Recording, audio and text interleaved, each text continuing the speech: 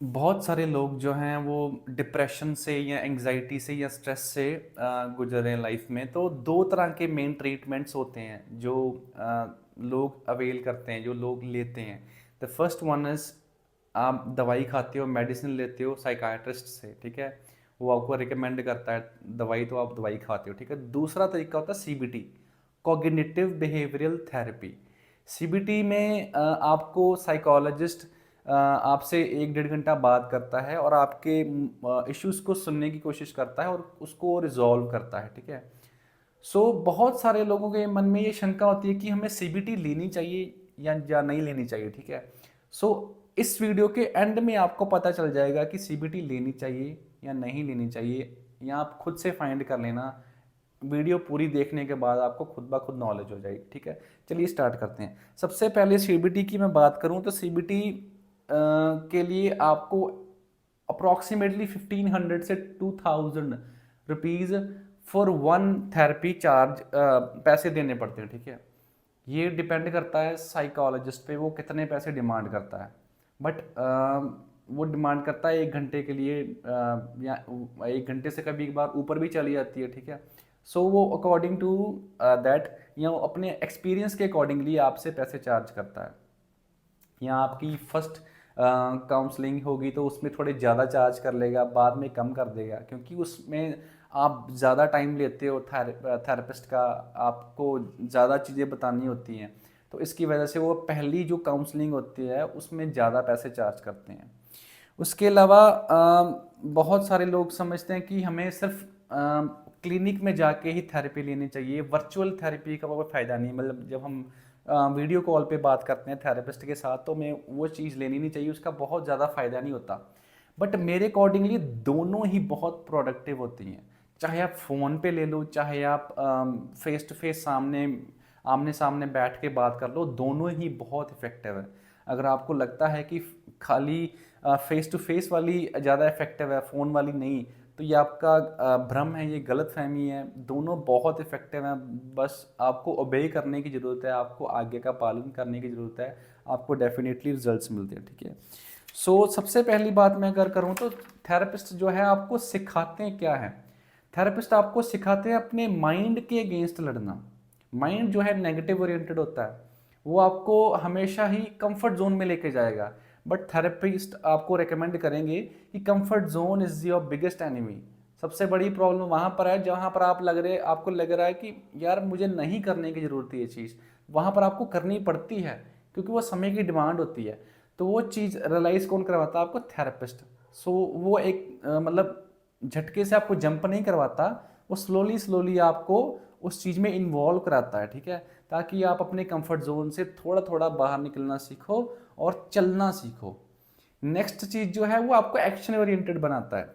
Action oriented मतलब जब हम दुखी होते हैं या हमें मूड स्विंग्स होते हैं, तो अक्सर हम क्या करते हैं कि हम मतलब एक नेगेटिव लूप होल में चले जाते हैं, कुछ नहीं करने का मन करता, बिल्कुल बोलने का मन नहीं करता। तो आपको वो कुछ एक्टिविटीज़ बताते हैं, कुछ चीज़ें बताते हैं जिसमें आपको नॉलेज होती है कि हमें एक्शन ओरिएंटेड कैसे रहना है, ठीक है। जब हम एक्शन ओरिएंटेड रहते हैं तो कभी कहीं ना कहीं हमारा जो मतलब माइंड है वो डाइवर्ट होता है नई चीज़ों में, तो इसकी वजह से भी हमें नेगेटिविटी कम होती है।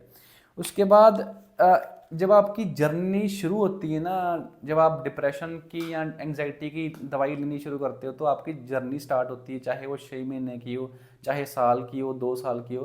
तो उस थ्रू आउट द जर्नी में आपको लगता होगा कि मैं तो खुद से फिक्स कर लूँगा सब कुछ, ठीक है, 2 3 काउंसलिंग्स लेने के बाद। बट इन द मिडल आपकी लाइफ में सिचुएशंस ऐसी आती है जिसको आप अच्छी तरह से फिर डील नहीं कर पाते हो, और कहीं ना कहीं वहाँ पर मिस्टेक्स करते हो और आपको बहुत बड़े सेटबैक्स मिलते हैं। सेटबैक्स मिलने की वजह से आपका कॉन्फिडेंस ब्रेक होता है, फिर आपको सुसाइडल थॉट्स, इमोशनल डाउनफॉल आता है, आप रोते हो बार बार बहुत ज़्यादा।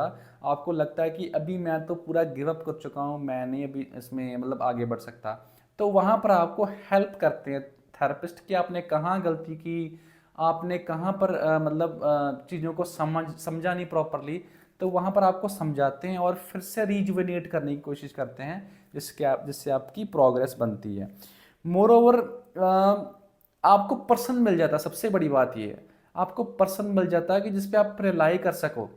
आपको बहुत सारे लोग सोसाइटी में मिलेंगे, इवन दो आपके पेरेंट्स, आपके वेल विशर्स, बट वो आप कितना रिलाई कर पाओगे इन पे, उनको तो पूरी नॉलेज नहीं है। मतलब कोई आप एफर्ट लगा रहे हो, ठीक है, आपको लग रहा है एफर्ट की वो सही लग रहा है कि नहीं सही लग रहा है, उस चीज़ के बारे में अगर सामने वाला बंदा आपको बता ही नहीं सकता, आपको कोई मेंटोर है ही नहीं, तो उस केस में आपको डाउट रहेगा, और जब तक आपको डाउट रहेगा आप उस काम में मास्टरी नहीं पा सकते। तो मास्टरी लेने के लिए आपका कोई मेंटोर या टीचर होना चाहिए, जो थेरेपिस्ट बनता है, वो आपको बताता है कि आप ठीक कर रहे हो, आप ठीक जा रहे हो, ठीक है। तो इसकी वजह से आप में इम्प्रूवमेंट आती है। नेक्स्ट चीज़ जो है कि आपका जो माइंड है बहुत ज़्यादा नेगेटिव ओरिएंटेड हो जाता है। नेगेटिव ओरिएंटेड माइंड का इश्यू ये होता है कि वो बहुत दूर नेगेटिव चीज़ को भी पकड़ लेता है, और बहुत ज़्यादा चीज़ें जो पॉजिटिव पास पड़ी हैं उनको वो बिल्कुल नहीं पकड़ता। सो ये नेगेटिव ओरिएंटेड माइंड की पहचान है। एक एग्जांपल देने की कोशिश करता हूँ, बड़ी इफेक्टिव एग्जांपल होगी, उससे आपको बहुत ज़्यादा समझ लगेगी। फॉर एग्जांपल, मैंने नई जॉब ज्वाइन की, मेरे को जॉब में जाते हुए 2 दिन हुए बस, ठीक है। तो नेगेटिव ओरिएंटेड माइंड क्या करेगा, वो सोचेगा कि अगर सिचुएशन बड़ी टफ हुई वहाँ पर, मतलब काफ़ी स्ट्रिक्ट माहौल हुआ, तो माइंड सोचेगा कि यार यहाँ तो बहुत स्ट्रिक्ट है, मेरा तो दम घुट रहा है, मैं यहाँ पर दिन कैसे व्यतीत करूँगा। अगर सिचुएशन या फिर माहौल बहुत लीनियंट हुआ, तो आप माइंड सोचेगा कि यार यहाँ तो मेरी प्रोग्रेस नहीं है, पहले मैंने टाइम बहुत ख़राब कर दिया है, अब मैं यहाँ टाइम नहीं ख़राब करूँगा, मुझे ये जॉब क्विट करनी चाहिए। तो ये चीज़ को सोचते सोचते बहुत ज़्यादा गहराई में चला जाएगा और एंग्जाइटी बढ़ जाएगी। फिर इंसान चलना शुरू कर देता है, उसको सिम्टम्स आने शुरू हो जाते हैं, फिर उसको लगता है कि यार बहुत ज़्यादा गड़बड़ हो गई। अगर माहौल बहुत बिजी है तो लगता है कि मेरे लिए टाइम ही नहीं है बिल्कुल भी, मुझे समझ नहीं लग रही मैंने क्या करना है, जो मैंने टास्क और सोचे हुए हैं मैं वो कर ही नहीं पा रहा हूँ।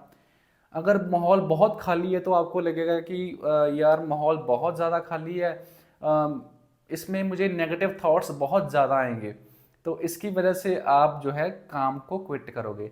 सो दीज आर द रीजंस। मतलब माइंड किसी भी सिचुएशन में सेटिस्फाई होता ही नहीं है, क्योंकि सर्कमस्टांसेस नहीं खराब होते, माइंड में इशू होता है जो रिजॉल्व करने की ज़रूरत होती है, ठीक है। In the last slowly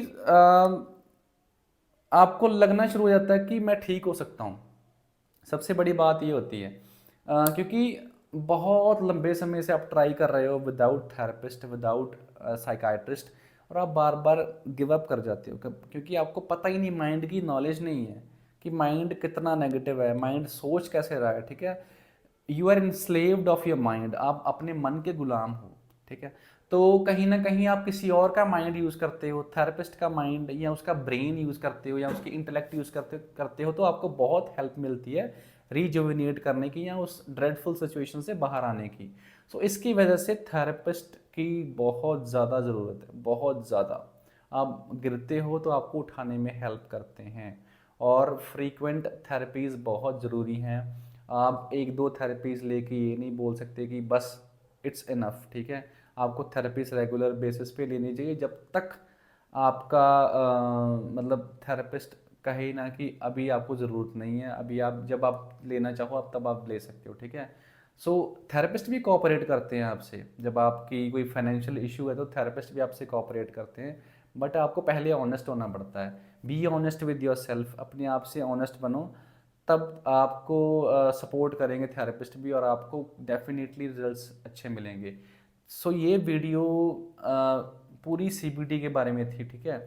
next video भी सीबीटी के बारे में ही होगी, वो पार्ट 2 होगी। सो उसको भी ज़रूर देखना। अगर ये वाली वीडियो मेरी अच्छी लगी हो तो प्लीज़ इसे लाइक, शेयर एंड सब्सक्राइब कर देना, क्योंकि आपके सपोर्ट की ज़रूरत है, ठीक है। Thank you so much for watching this video.